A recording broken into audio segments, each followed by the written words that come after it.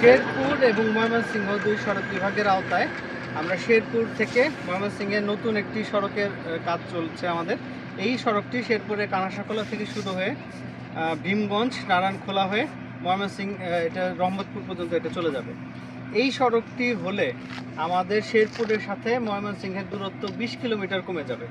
এবং আরেকটি plus point হচ্ছে, আপনারা এখন শম্ভুগঞ্জে যেই পয়েন্টটাতে আছে 3 জেলার যানবাহনের সাথে এইখানে যে জ্যামটা হয়, এই জ্যামটা তখন আর আপনারা পাবেন না। ফলে আপনি এখান থেকে ময়মনসিংহ 40 মিনিটের মধ্যে চলে যেতে পারবেন।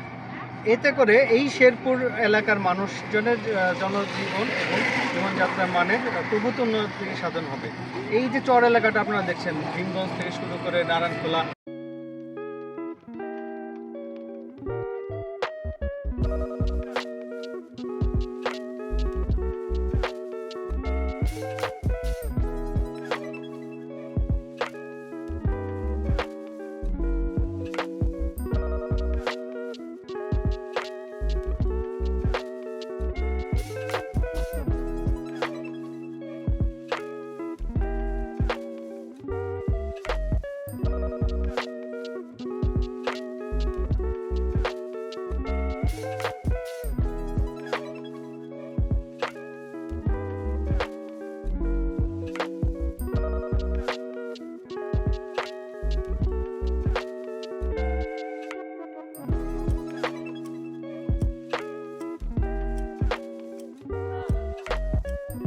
এছাড়াও এই প্যাকেজের মধ্যে আমাদের অন্তর্ভুক্ত ছিল আমাদের ইউটিলিটি শিফটিং, ল্যান্ড অ্যাকুইজিশন সহ কিছু বনায়ন। এখন আমাদের ইউটিলিটি শিফটিংয়ের কাজ কমপ্লিট হয়ে গেছে। সড়কের যেটুকু কাজ আছে সেটুকু আমাদের, যেটুকু অংশ আমরা পেয়েছি এটুকু আমাদের কমপ্লিট হয়ে গেছে। এখন আমাদের এই সড়কের কাজের মধ্যে বড় প্রতিবন্ধকতা হচ্ছে আমাদের জমি।